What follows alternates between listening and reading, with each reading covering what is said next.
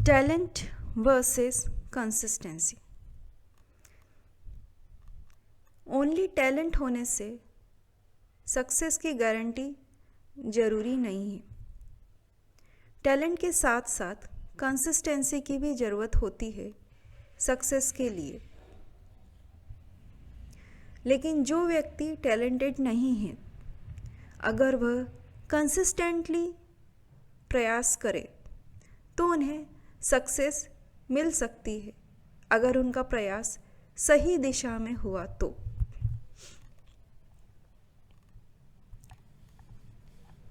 Consistency कई तरह की हो सकती है। Soul consistency, words consistency, work consistency, concentration consistency. अब हम इनके एग्जाम्पल लेते हैं। सोल कंसिस्टेंसी, अगर कोई एथलीट बिना मूड की किसी भी मौसम में अगर दौड़ लगा रहा है तो यह उसके सोल की कंसिस्टेंसी है, जो इतने कठिन मौसम में भी वह दौड़ लगा पा रहा है। नेक्स्ट, वर्ड्स कंसिस्टेंसी, अगर कोई व्यक्ति जो कहता है वही करता है तो वह उसके शब्दों की स्थिरता बताता है। जैसे कि अगर वह कहता है कि मैं रोज़ योगा करूँगा और वह रोज़ सही टाइम पर योगा करता भी है तो यह उसके वर्ड्स की कंसिस्टेंसी है। वर्क कंसिस्टेंसी, अगर कोई कर्मचारी नियम से सारा काम टाइम पर करे तो वह उसके वर्क की कंसिस्टेंसी को दर्शाता है। कंसंट्रेशन कंसिस्टेंसी, अगर कोई विद्यार्थी बहुत सारे डिस्ट्रैक्शन और खराब मूड के बाद भी अगर वह पढ़ाई में मन लगा रहा है तो यह उसके फोकस और कंसंट्रेशन की कंसिस्टेंसी को दर्शाता है। अब हम कंसिस्टेंसी के कुछ उदाहरण लेंगे, जिसमें कि हम पुराणों से देखेंगे। लॉर्ड कृष्णा हमेशा धर्म की कंसिस्टेंट रहे। उन्होंने हमेशा धर्म का पालन किया और हमेशा न्यायप्रिय रहे। उन्होंने पुत्र धर्म निभाया, सारथी धर्म निभाया, राज धर्म निभाया, मित्र धर्म निभाया। इन सभी नर धर्म को निभाते हुए वे कंसिस्टेंट थे। उन्होंने अपना कोई भी पद त्यागा नहीं।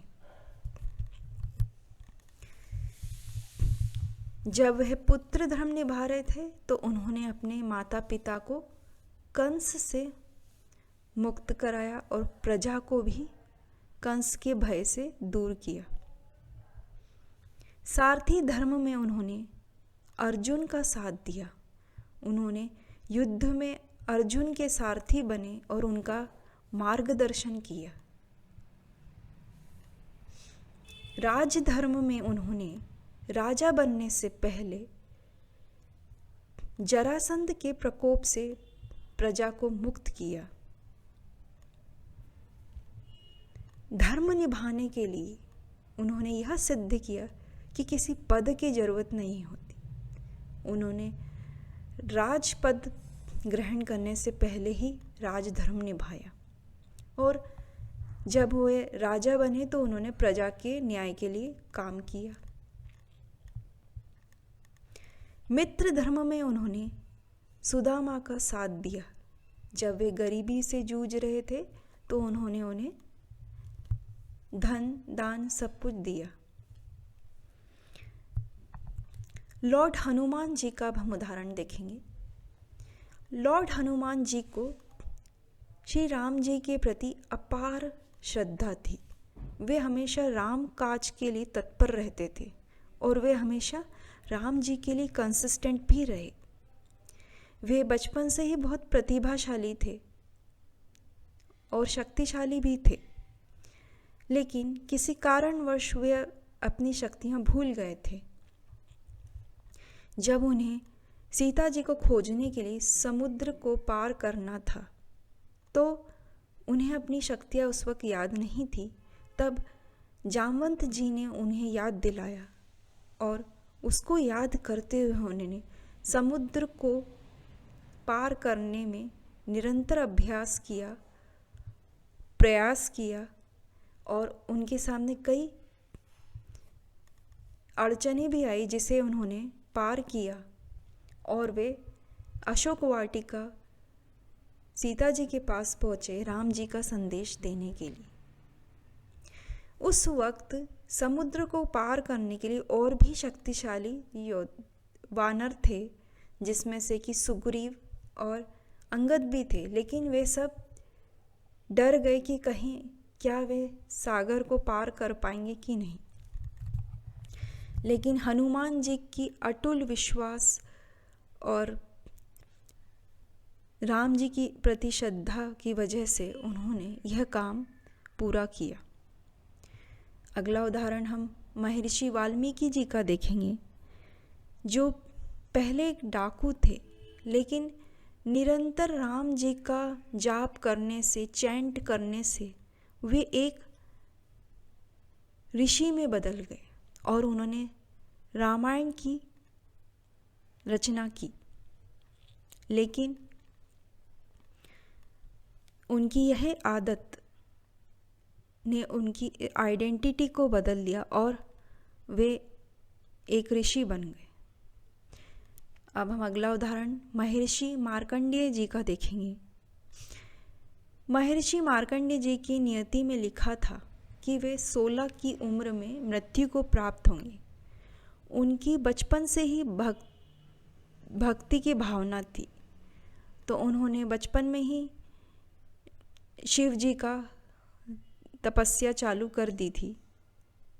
और जिस दिन यम जी उनके पास आए, उन्होंने शिवलिंग को अपने गले से लगा लिया और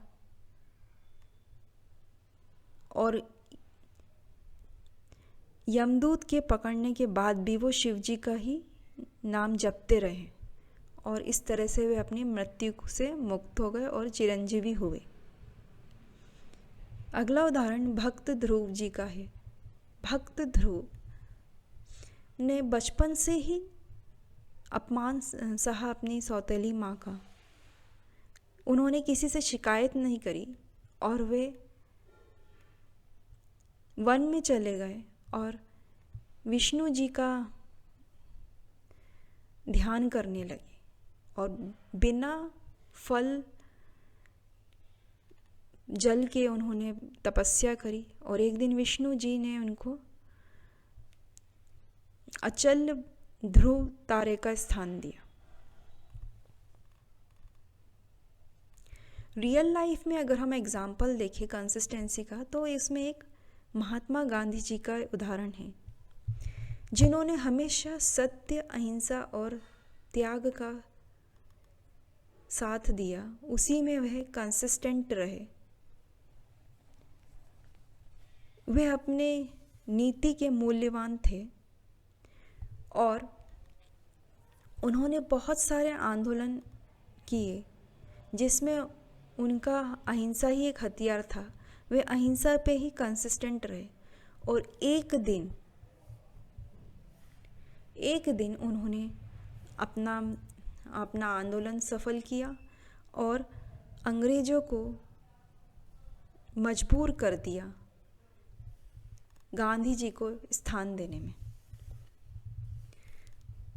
उसी तरह अब हम अगला उदाहरण मास्टर सचिन तेंदुलकर जी का लेंगे। सचिन तेंदुलकर जी बचपन से ही प्रतिभाशाली थे, लेकिन उन्हें क्रिकेट का नायक बनने के लिए हर दिन 6 से 8 घंटे का अभ्यास किया और एक दिन वो क्रिकेट के भगवान कहलाने लगे और उन्होंने वर्ल्ड कप भी जितवाया। तो यह सब उनकी कंसिस्टेंसी थी, निरंतर अभ्यास से उन्हें सक्सेस मिली। Thank you. आज कंसिस्टेंसी में इतना ही।